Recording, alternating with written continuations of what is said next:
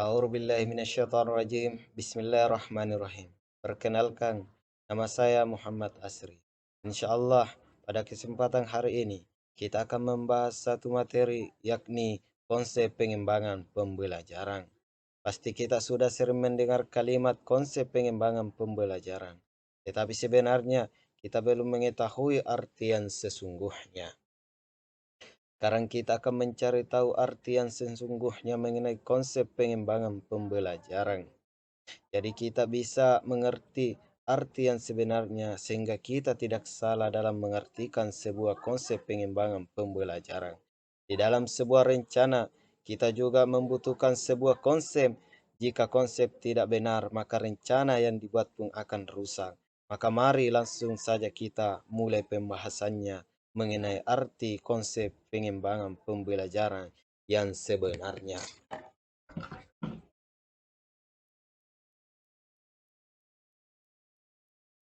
Pokok pembahasan. Pada pokok pembahasan ini kita akan mengetahui bagaimana konsep pengembangan pembelajaran. Yang kedua, apa saja konsep keaktifan siswa. Dan yang terakhir, kita akan mengetahui bagaimana cara pengembangan. Bagian A, konsep pengembangan pembelajaran. Yang pertama, konsep ialah istilah yang bisa digunakan untuk menggunakan secara abstrak dari suatu objek untuk tujuan mengklasifikasikan atau mengkategorikan suatu kelompok dari suatu benda serta gagasan atau peristiwa. Pengembangan adalah suatu usaha untuk meningkatkan kemampuan teknik, teoritis, konseptual, dan moral sesuai dengan kebutuhan melalui pendidikan dan latihan. Pembelajaran adalah proses cara perbuatan menjadikan orang atau makhluk hidup belajar. Jadi, dari tiga pengertian di atas, bisa kita simpulkan bahwa konsep pengembangan pembelajaran adalah serangkaian proses yang dilakukan untuk menghasilkan suatu sistem pembelajaran. Adapun berbagai konsep pembelajaran active learning di antaranya PAKEM. PAKEM adalah singkatan dari pembelajaran aktif, kreatif, efektif, dan menyenangkan. Aktif dimaksudkan bahwa dalam proses pembelajaran guru harus menciptakan suasana yang memotivasi siswa agar aktif bertanya. Yang kedua adalah PAIKEM. PAIKEM adalah singkatan dari pembelajaran aktif, inovatif, kreatif, efektif, dan menyenangkan. Inovatif dimaksudkan bahwa biasa mengadaptasi dari model pembelajaran yang menyenangkan. Contohnya, learning as fun merupakan kunci yang diterapkan dalam pembelajaran inovatif.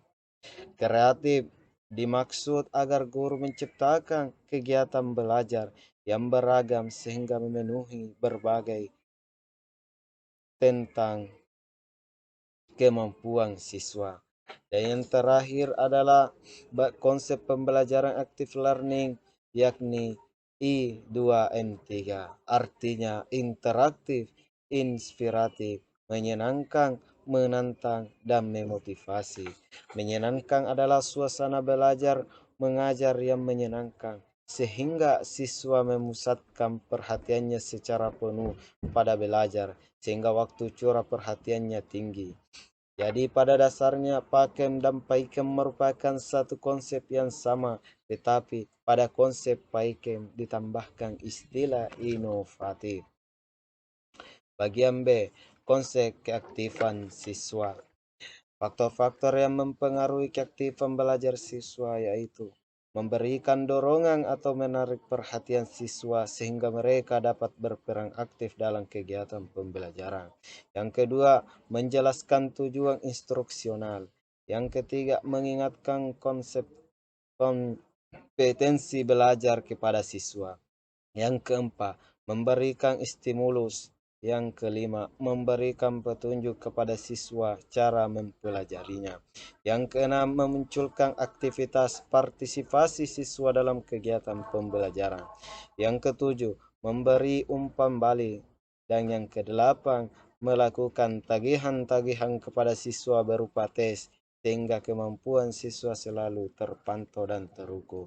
Dan yang terakhir, dari faktor-faktor yang mempengaruhi keaktifan belajar siswa, yakni menyimpulkan setiap materi yang disampaikan di akhir pelajaran. Keaktifan siswa dalam belajar secara sederhana dapat dilihat dari usaha-usaha siswa, yaitu yang pertama, analisis siswa dalam mengikuti pembelajaran. Contohnya, siswa memperhatikan penjelasan guru. Yang kedua, siswa tidak mengerjakan pekerjaan lain. Dan yang ketiga, siswa spontan mengerjakan pekerjaan lain. Yang kedua, interaksi siswa dengan guru. Contohnya, siswa bertanya kepada guru. Yang kedua, siswa menjawab pertanyaan guru. Dan yang ketiga, pada keaktifan siswa dalam belajar, yakni interkasi antar siswa. Contohnya, siswa bertanya kepada teman satu kelompok. Yang kedua, contohnya yakni siswa menjawab pertanyaan teman satu kelompok. Yang ketiga, contohnya yakni siswa bertanya kepada teman dalam kelompok lain. Yang keempat, keaktifan siswa dalam belajar yakni kerjasama kelompok. Contohnya, siswa membantu teman dalam kelompok yang menemui masalah. Yang kelima, keaktifan siswa dalam belajar yakni aktivitas siswa dalam kelompok. Contohnya, siswa mengemukakan pendapatnya. Yang kedua, contohnya yakni siswa mengerjakan tugas kelompok. Dan yang terakhir dari keaktifan siswa dalam belajar yakni partisipasi siswa dalam mengumpulkan hasil pembahasan. Contohnya, siswa merespon pertanyaan. Dan yang kedua contohnya yakni siswa menghargai pendapat temannya.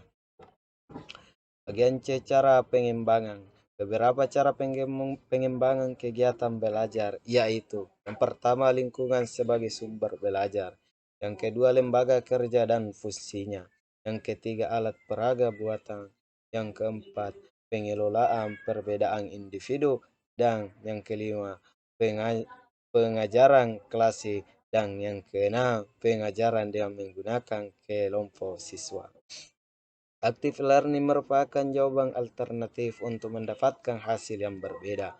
Kenapa? Karena pendekatan active learning merupakan pendekatan yang sesuai dengan cara kerja otak. Active learning atau belajar aktif sudah tidak asing di telinga kita. Banyak institusi pendidikan menyatakan bahwa mereka belajar aktif. Pemerintah pun melakukan program belajar aktif diterapkan di sekolah. Jadi, guru harus mampu menumbuhkan rasa percaya diri siswa agar kelak mampu menghadapi segala tantangan yang menghadapinya. Selain itu, peran guru dalam pembelajaran yang berpedoman kepada pembelajaran berbasis siswa adalah menciptakan dan memelihara kondisi belajar yang kondusif. Suasana belajar yang kondusif dapat tercapai apabila guru mampu mengelola siswa dan sarana pembelajaran dengan baik, serta mampu mengendalikan agar selalu tercipta suasana belajar yang menyenangkan. Kesimpulan pada materi hari ini, keaktifan siswa atau active learning atau lebih sering disebut CBSA merupakan konsep dalam pengembangan keaktifan proses belajar mengajar, baik keaktifan mengenai kegiatan guru maupun siswa. CBSA bertujuan untuk mengembangkan kemampuan murid agar mampu belajar mandiri sehingga ia memperoleh pengetahuan, keterampilan, sikap yang menunjang pembentukan kepribadian mandiri. Dan yang kedua, kesimpulan materi hari ini, cara pengembangan CBSA adalah dengan menggunakan lingkungan sebagai sarana dan bahan belajar. Guru pun harus mampu berinovasi dalam menciptakan dan mengoperasionalkan media pengajaran. Guru harus dapat menghargai siswa sebagai pribadi yang unik yang memiliki sifat-sifat khas. Guru sebagai pendorong dan partisipasi serta bukan memberi informasi. Pengajaran dapat diorganisasikan secara individual, kelompok, dan berpasangan. Mungkin inilah materi yang dapat saya sampaikan pada hari ini. Lebih dan kurangnya mohon dimaafkan. Sekian dan terima kasih. Wassalamualaikum warahmatullahi wabarakatuh.